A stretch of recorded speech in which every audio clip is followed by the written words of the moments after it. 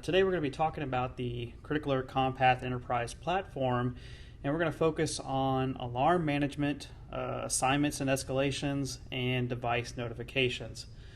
So what I want to start off with is going to our workflow automated builder here, and this is a web application with web access designed to access from any computer on a network, device, tablets, smartphones, anything that can access a network. And what makes it nice about the system is that you can use this web-based utility rather than going to a dedicated console or machine in order to make these changes. So I am going to log into this application, and we do support Active Directory as well. So this can be a local authenticated user or an Active Directory user. I'm going to log in locally.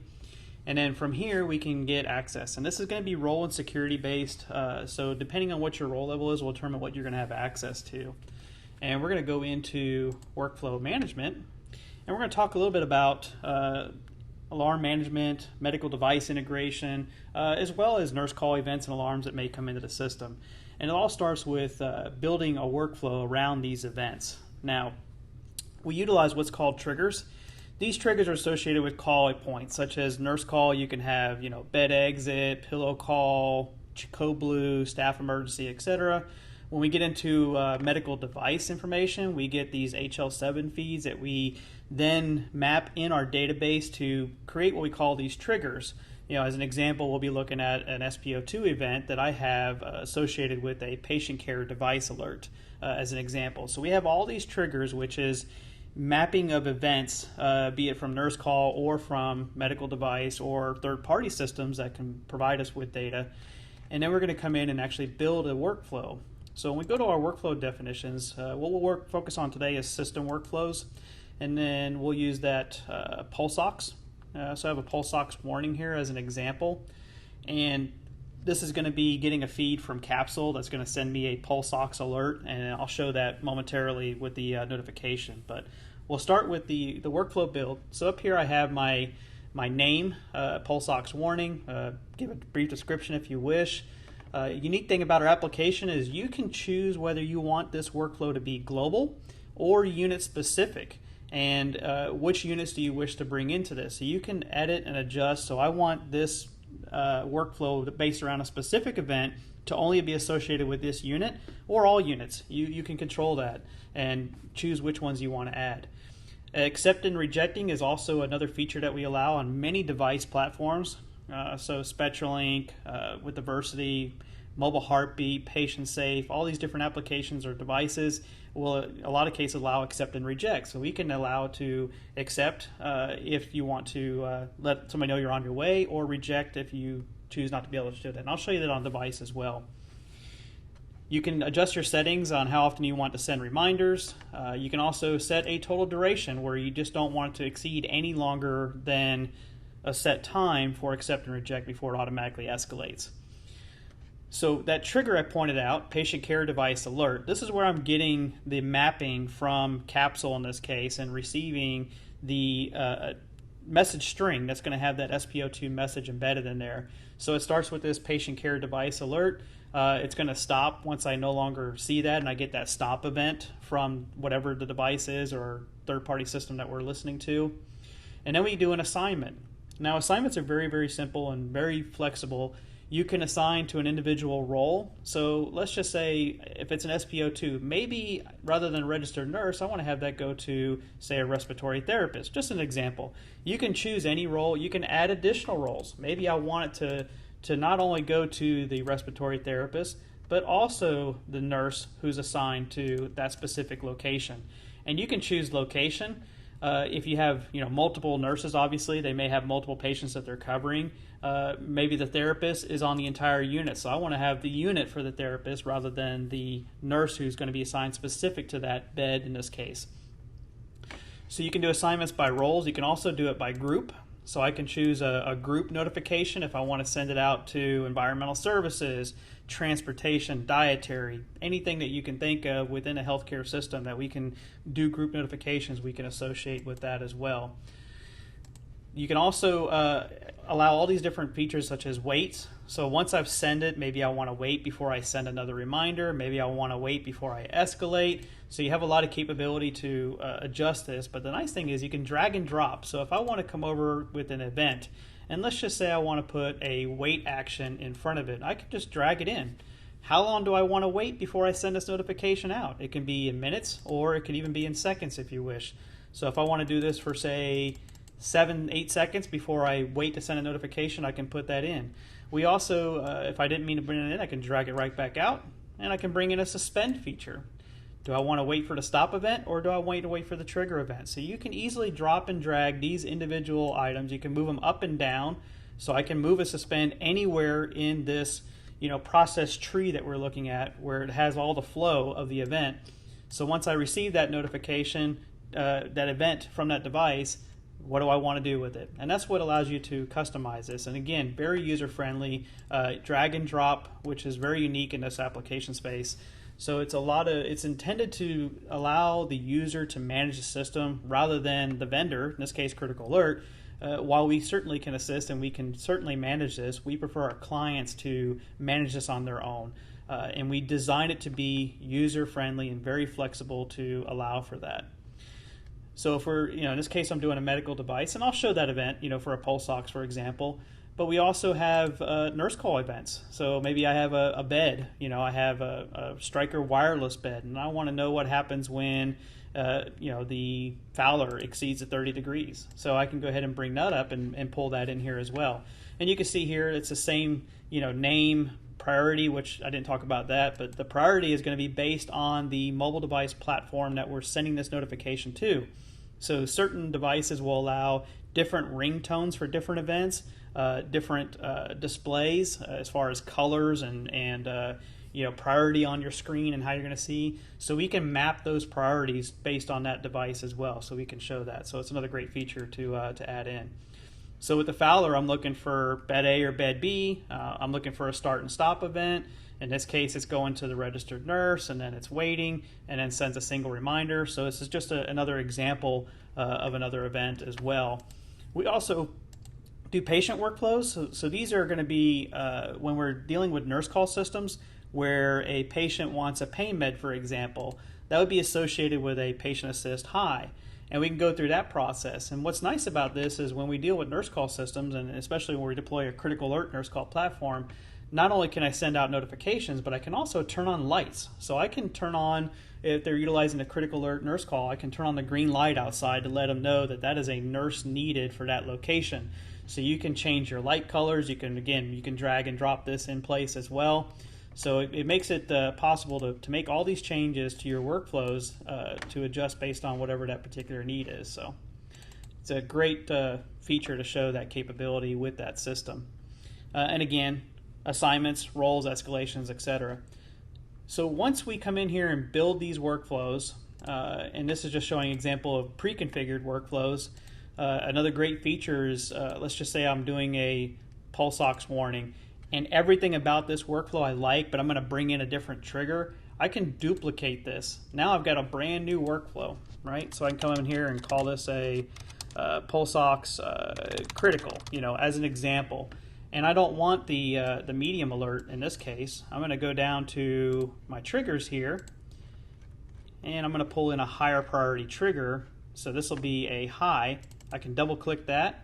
Once I go back up here, now I have my high trigger that's in here. Everything else about this workflow I'm happy with. I can go ahead and save that, and I just created another workflow that's going to be associated with that.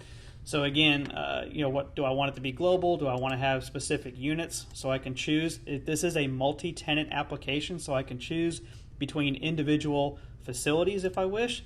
Once I'm at a facility, then I can go ahead and choose what unit I want to bring in.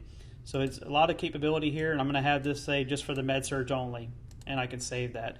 So now, rather than being a global workflow for everywhere, I'm going to have this pulse ox critical workflow that I'm building based on whatever that SPO2 level is going to be, and I'm going to associate it only to the med surge, and I can see that here.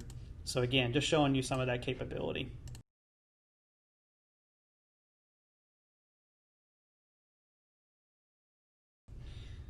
Once we built these workflows, we're going to go in and do assignments.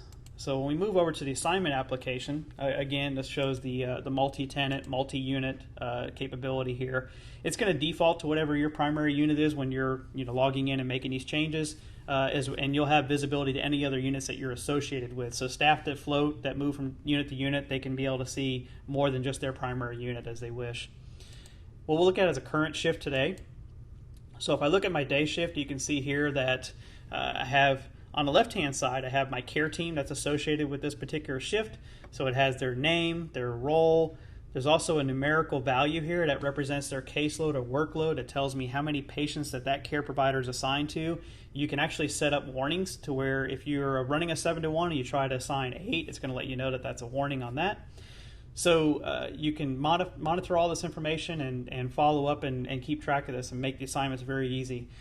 We have our patients down the left-hand side with their room and patient information, as well as, in this case, we're showing fall risks, so I can see patient statuses as well, anything that's important that we want to display in the assignment process. And then we have our roles across the top, and we have our staff assigned to those beds. And you can have as many roles as you wish, so you can add environmental services, transportation, physicians, respiratory therapy, and you can also have as many individuals assigned to a specific location. So if we were to go through and set up the night shift, for example, and I'll go ahead and just clear this out real quick. If I want to set up the night shift, then I simply select Charles over here on the left-hand side. It's going to highlight, based on his role, it's going to tell me where Charles can be assigned. So I can't assign Charles over here in a nurse or charge nurse or EVS because his role is a patient care tech. So the green, I can click on where Charles is going to be assigned to, and then I could take Alice, who's my nurse, assign Alice to her particular patients. And then Elena is my charge nurse, and typically they get all the beds, so we just highlight the column. And Elena is now assigned to all of them. And if I want to save this, it's going to let me know there's a warning. I have some issues. I want to go ahead and review those. And this is going to let you know where you may see some errors. I have patients that don't have anybody assigned, or I'm missing a particular role. It's just going to give you that alert. And if you're okay with those changes, you can go ahead and save that, or you can go back and modify to correct those changes, and then I can save that. So it just shows another ability to show these assignments within the system.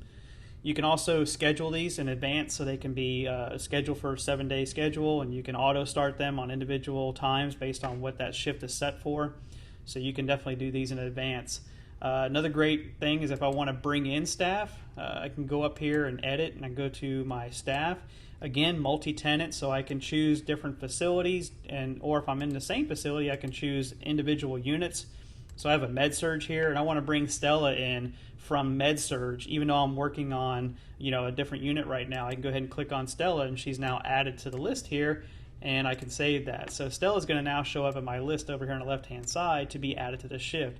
So I can quickly bring staff in, I can adjust for float staff and change staff as I need to, as well as change roles if I need to as well. What we're going to move over to now is we're going to talk a little bit about the messaging and the workflow. So I have an active screen here that allows me to visualize and see these events as they occur. And what I'll do to start off with is I'm just going to generate that SPO2 event that we talked about. So I'm going to go ahead and trigger that real quick. So I've started this event. We can see it coming up on the screen now. So I know that I have in Unit 1 North, Room 101, I have a pulse ox warning. I have this event that's coming up. I also have that coming in through a mobile device platform. So we're going to show it here. In this case, I have a SpectraLink Versity on the right-hand side. And I can see that pulse ox warning, and it's letting me know the location, the event. So it's an SPO2 where it's at 90, which is less than or equal to 91. There's also a link there where you can click to actually get the live patient monitor feed so you can see what's going on with that patient right now.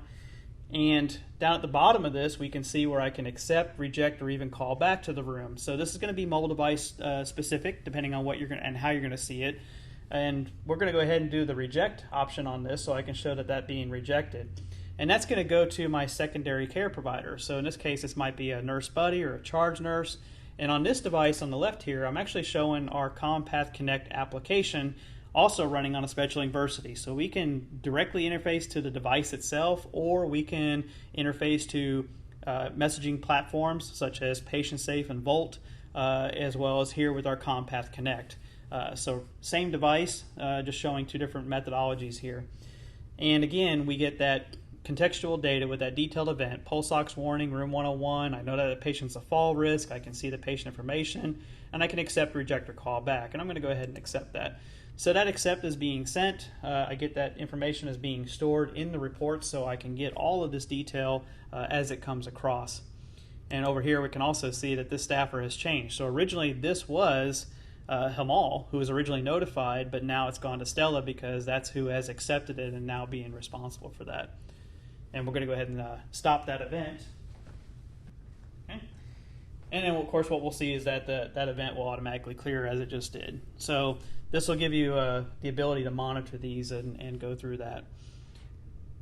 So also the same when we utilize nurse call systems. So here I'm using a call answer terminal, nurse master here, where I can actually get room information. And yet again, this is just another method of getting these information into that workflow utility, as well as sending that information out to mobile device platform. So here I can communicate with a patient. That patient wants pain meds. I can come in and bring that in, and I can go ahead and send that information out to that device once again. So if I bring that device up, we can see that pain med's coming through. And then I can go ahead and reject that information, and it's going to come up to my secondary device as well. So I can see that here, accept and reject, and I'll go ahead and accept that. So it's just showing another method to sending these information, whether it's coming from nurse call, whether it's coming from hardware, software, some other system. You have all that capability to monitor all that within the platform.